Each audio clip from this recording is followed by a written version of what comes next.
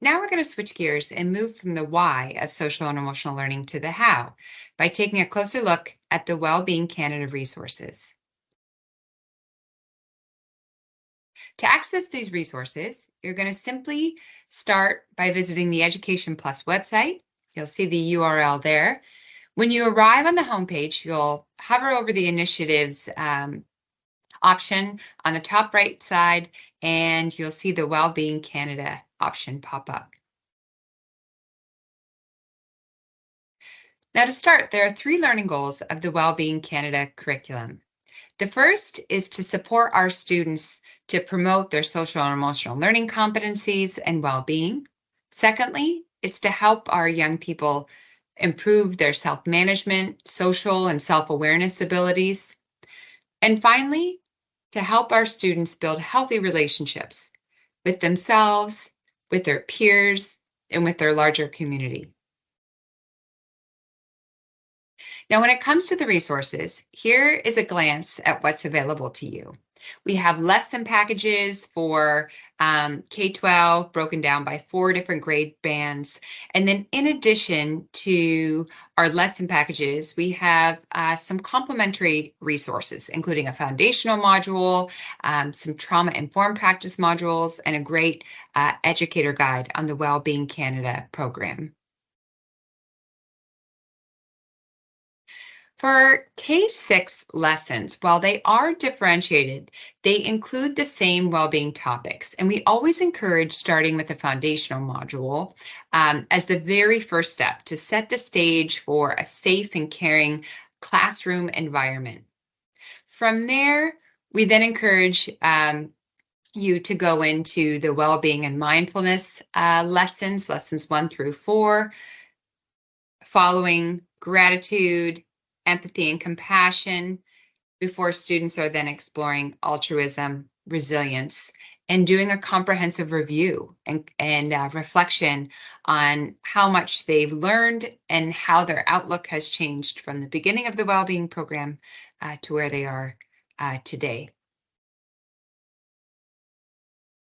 For K-6 classrooms, you also find activity cards. Now, on the screen are just 2 examples for you, so you get a better feel of what they look like. But for K-3, you'll find activity cards on feelings and emotions, consent and permission, and healthy communication. And then for 4-6, you'll see cards that focus on tips for optimizing your well-being, traits and positive well-being, and how well-being operates in tandem with your brain. And each of those 4-6 activity cards are in packages of 5. Here's what we currently offer for our 7 through 12 grade bands. For 7-8, we offer our healthy relationship lessons. And then for grades 9 through 12, we have lessons on mental health literacy and protecting your online reputation. We do have many more resources for our 7-8, 9-12 grade bands in the works. We know they'll be coming here shortly in the next 6 to 9 months. So keep an eye out for those. In addition to our curriculum pieces for students, we also have some great resources for educators. We first have our educator guide, which really is your guide to the entire well-being curriculum. It provides anything you need to know in terms of a comprehensive overview of all of the resources, scoping and sequencing for each of the lesson packages, as well as those all-important teacher tips that you want to know. And then in addition to our educator guide, we have 2 trauma-informed practice modules. We have our Intro to Trauma-Informed Practice module. It's there in the brown. This is really a great resource if you're just starting to develop your trauma-informed practice lens, or even if you're continuing to develop your practice. Our well-being module is designed around a trauma-informed practice lens, and this provides very helpful information for teachers about many warning signs as it relates to well-being and mental health issues. Anything from common issues like stress and grief and self-esteem challenges to more severe issues from substance abuse, misuse, self-harm, and even goes into suicidal ideation.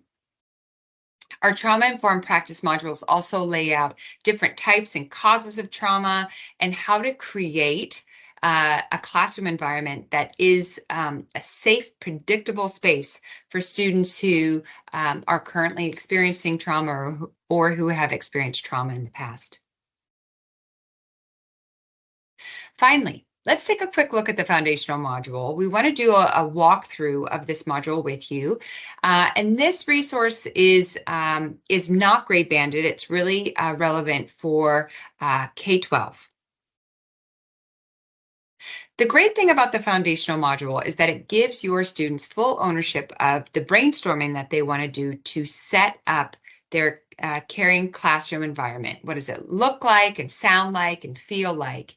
And then this module provides those steps that students would take to make it a reality. And really, as the educator, your role is to help facilitate students to go through each step in this process. You'll see there, if you're familiar with the 4 steps of the service learning process, that students are really beginning with inquiry and really diving deep into what does that classroom environment look like that they want to create and be part of before they're then developing their action plan in lesson 3 and taking action in lesson 4.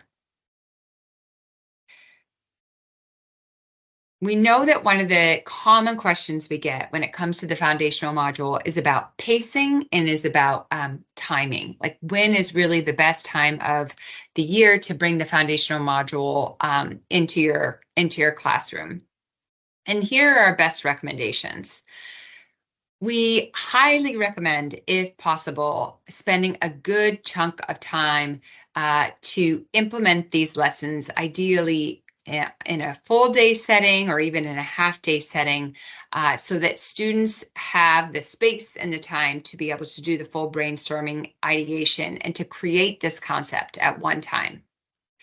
If that's just not possible, then our best next recommendation is to dedicate one full day, or rather, 1 hour or a dedicated time each day over the course of 5 or 6 days to work through the lessons so that the process is fresh and engaging for students.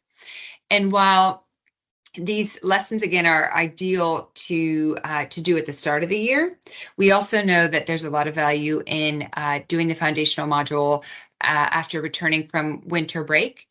And many of these lessons can actually be repeated or reinforced throughout the school year as a good reminder for bringing your students back to the classroom environment that they had sought out to create and want to continue to support throughout the year.